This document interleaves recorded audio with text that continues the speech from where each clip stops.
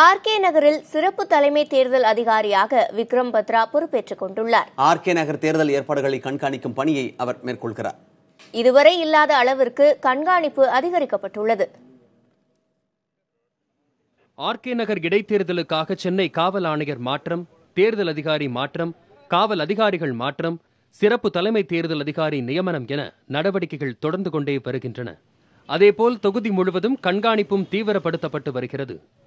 நாட்டிலேயே இதுவரை இல்லாத அளவிற்கு இருசக்கர வாகனங்கள் மூலம் பணப்பட்டுவாடாவை கண்காணிக்க பறக்கும் படைகள் அமைக்கப்பட்டுள்ளன.